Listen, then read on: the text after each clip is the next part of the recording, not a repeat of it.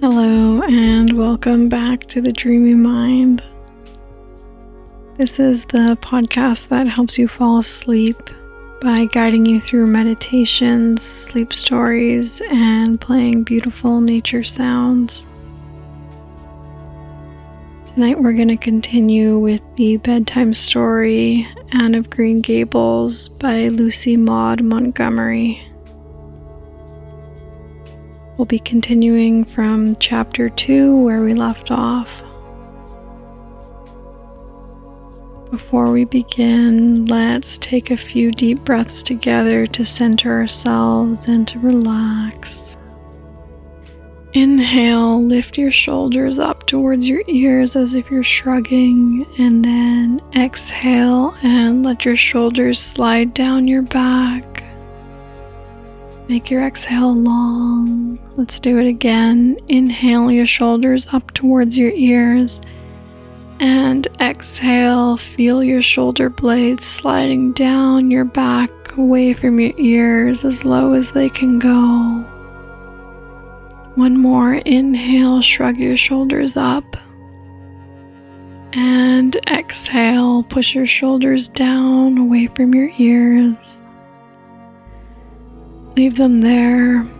Relax your neck. Move your head from side to side, giving your neck a gentle massage. Relax your jaw, let it hang loose. Relax every muscle in your face, especially your forehead and your eyebrows. Let them fall down to either side of your face.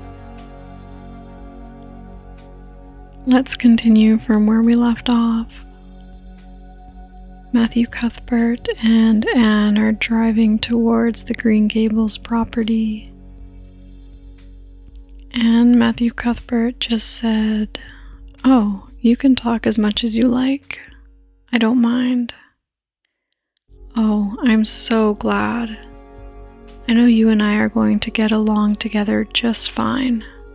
It's such a relief to talk when one wants to and not be told that children should be seen and not heard.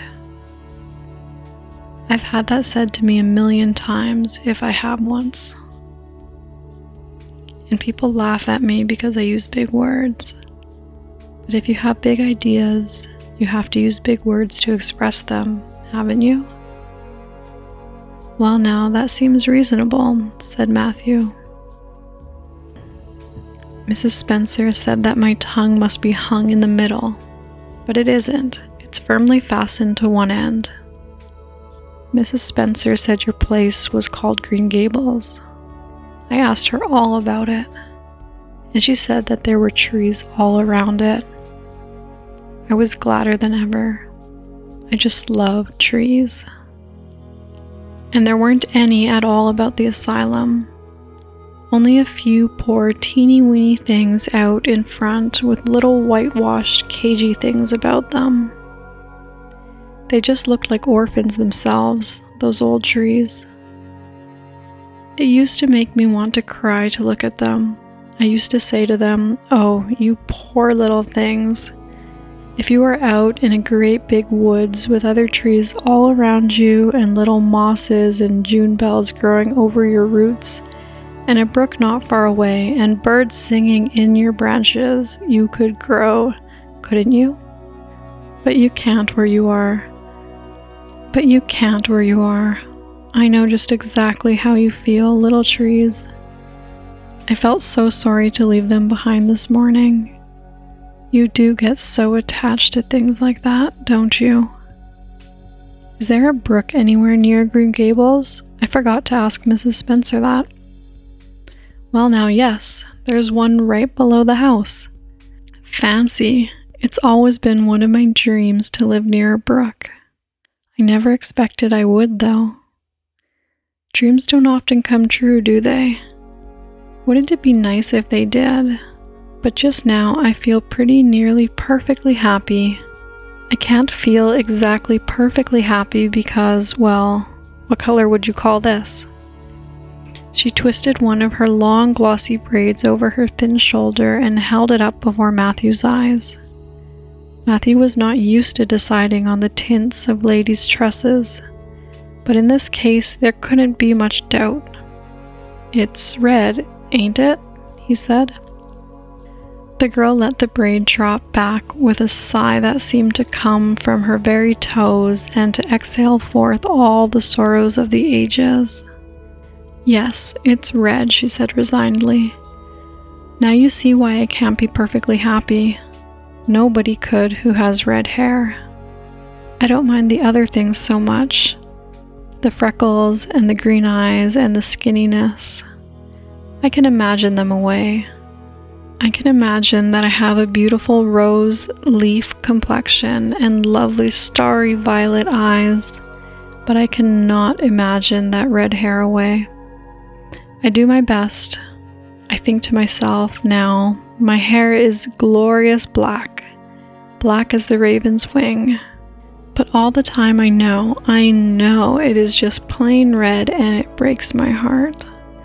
It will be my lifelong sorrow. I read of a girl once in a novel who had a lifelong sorrow, but it wasn't red hair. Her hair was pure gold rippling back from her alabaster brow. What is an alabaster brow? I could never find out. Can you tell me? "Well, now, I'm afraid I can't," said Matthew, who was getting a little dizzy.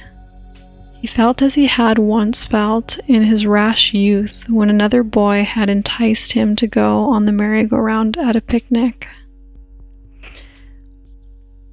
Well, whatever it was must have been something nice, because she was divinely beautiful. Have you ever imagined what it must be like to be divinely beautiful? "Well, now, no, I haven't," confessed Matthew ingenuously. "I have, often. Which would you rather be if you had to choose? Divinely beautiful, dazzlingly clever, or angelically good?" "Well, now, I don't know exactly." "Neither do I. I can never decide. But it doesn't make much real difference, for it isn't likely that I'll ever be either. It's certain I'll never be angelically good. Mrs. Spencer says, 'Oh, Mr. Cuthbert, Mr. Cuthbert, Mr. Cuthbert.'" That was not what Mrs. Spencer had said. Neither had the child tumbled out of the buggy, nor had Matthew done anything astonishing. They had simply rounded a curve in the road and found themselves in the avenue. The avenue, so called by the New Bridge people, was a stretch of road 400 or 500 yards long, completely arched over with huge, wide-spreading apple trees, planted years ago by an eccentric old farmer. Overhead was one long canopy of snowy, fragrant bloom. Below the boughs, the air was full of a purple twilight, and far ahead a glimpse of painted sunset sky shone like a great rose window at the end of a cathedral aisle. Its beauty seemed to strike the child dumb. She leaned back in the buggy, her thin hands clasped before her, her face lifted rapturously to the white splendor above. Even when they had passed out and were driving down the long slope to New Bridge, she never moved or spoke. Still, with the rapt face, she gazed afar into the sunset west, with eyes that saw visions trooping splendidly across that glowing background. Through New Bridge, a bustling little village where dogs barked at them and small boys hooted and curious faces peered from their windows, they drove, still in silence. When 3 more miles had dropped away behind them, the child had not spoken. She could keep her silence, it was evident, as energetically as she could talk. "I guess you're feeling pretty tired and hungry," Matthew ventured to say at last, accounting for her long visitation of dumbness and the only reason he could think of. "But we haven't very far to go now. Only another mile. She came out of her reverie with a deep sigh and looked at him with the dreamy gaze of a soul that had been wandering afar, star-led. "Oh, Mr. Cuthbert," she whispered. "That place we came through, that white place, what was it?" "Well, now, you must mean the avenue," said Matthew after a few moments of profound reflection. "It is kind of a pretty place." "Pretty?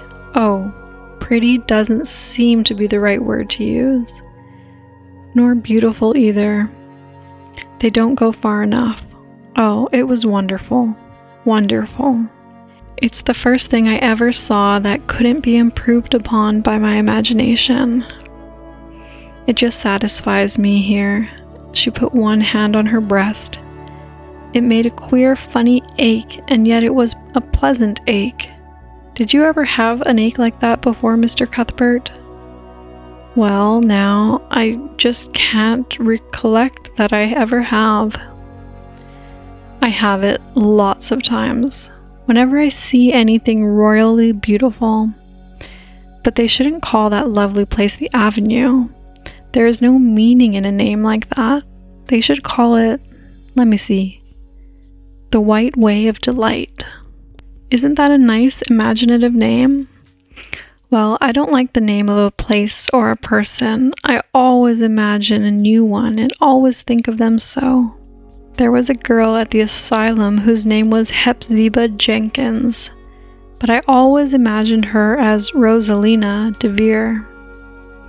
Other people may call that place the Avenue, but I shall always call it the White Way of Delight.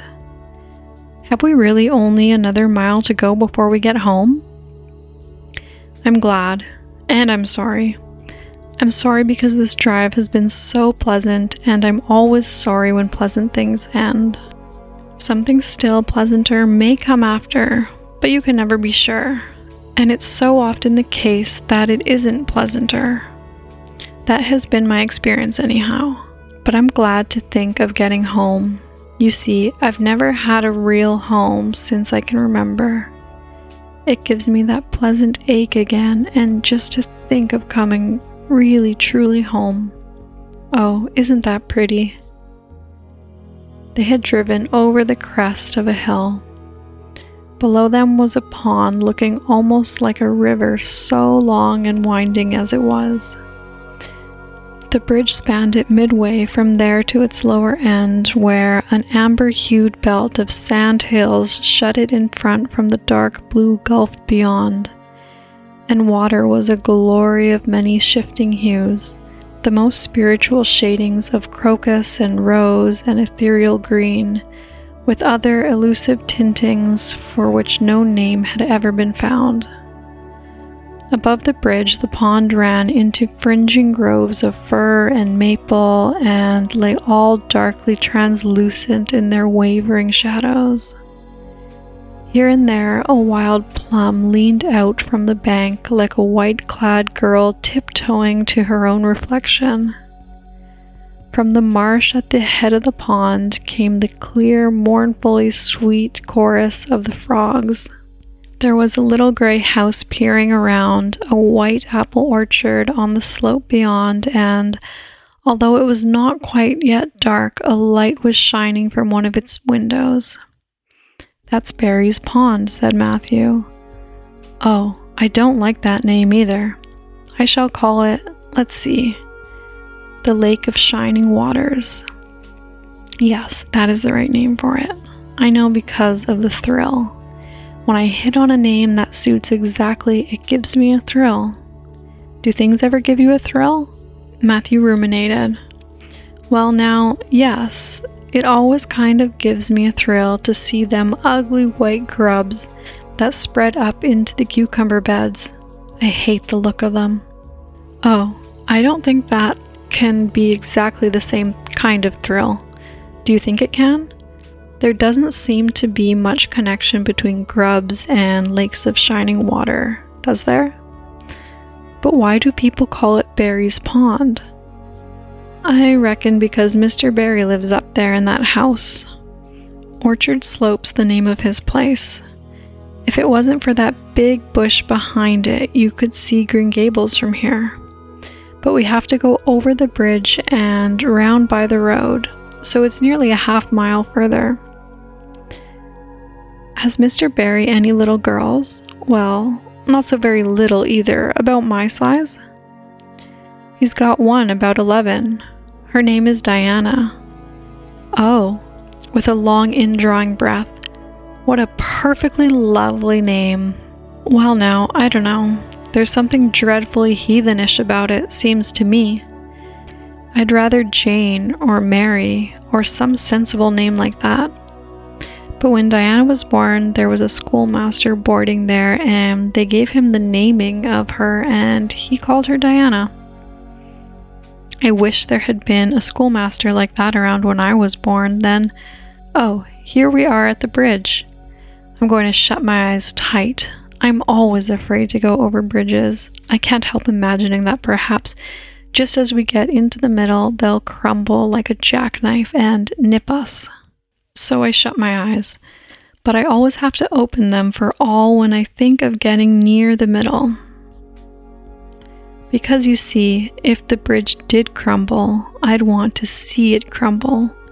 What a joy rumble it makes. I always like the rumble part of it. Isn't it splendid that there are so many things to like in this world?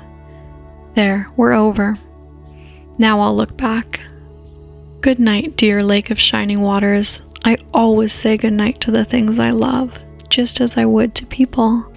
I think they like it. That water looks as if it was smiling at me. When they had driven up the further hill and around the corner, Matthew said, "We're pretty near home now. That's Green Gables over." "Oh, don't tell me," she interrupted breathlessly, catching at his partially raised arm and shutting her eyes that she might not see his gesture. "Let me guess. I'm sure I'll guess right." She opened her eyes and looked about her. There on the crest of the hill, the sun had set some time since, but the landscape was still clear in the mellow afterlight. To the west, a dark church spire rose up against the marigold sky. Below was a little valley, and beyond a long, gently rising slope with snug farmsteads scattered along it. From one to another the child's eyes darted, eager and wistful. At last they lingered on one away to the left, far back from the road, dimly white with blossoming trees in the twilight of the surrounding woods. Over it, in the stainless southwest sky, a great crystal white star was shining like a lamp of guidance and promise. "That's it, isn't it?" she said, pointing. Matthew slapped the reins on the sorrel's back delightedly. "Well now, you've guessed it, but I reckon Mrs. Spencer described it so's you could tell." "No, she didn't. She really didn't. All she said might just as well have been about most of the other places. I hadn't any idea what it looked like, but just as soon as I saw it, I felt it was home. Oh, it seems as if I must be in a dream. Do you know my arm must be black and blue from the elbow up, from where I've pinched myself so many times today? Every little while a horrible sickening feeling would come over me and I'd be so afraid it was all a dream.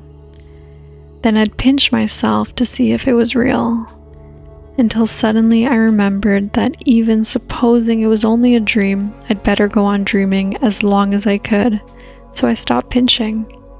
But it is real, and we're nearly home." With a sigh of rapture, she released into silence. Matthew stirred uneasily. He felt glad that it would be Marilla and not he who would have to tell this waif of the world that the home she longed for was not to be hers after all. They drove over Lynn's Hollow, where it was already quite dark, but not so dark that Mrs. Rachel could not see them from her window vantage, and up the hill into the long lane of Green Gables. By the time they arrived at the house, Matthew was shrinking from the approaching revelation with an energy he did not understand. It was not of Marilla or himself he was thinking of the trouble this mistake was probably going to make for them, but of the child's disappointment. When he thought of that rapt light being quenched in her eyes, he had an uncomfortable feeling that he was going to assist at murdering something. Much the same feeling that came over him when he had to kill a lamb or calf or any other innocent little creature. The yard was quite dark as they turned into it, and the poplar leaves were rustling silkily all around it. "Listen to the trees talking in their sleep," she whispered as he lifted her to the ground. "What nice dreams they must have." Then, holding tightly to the carpet bag which contained all her worldly goods, she followed him into the house. And that is the end of chapter 2. Have a great night.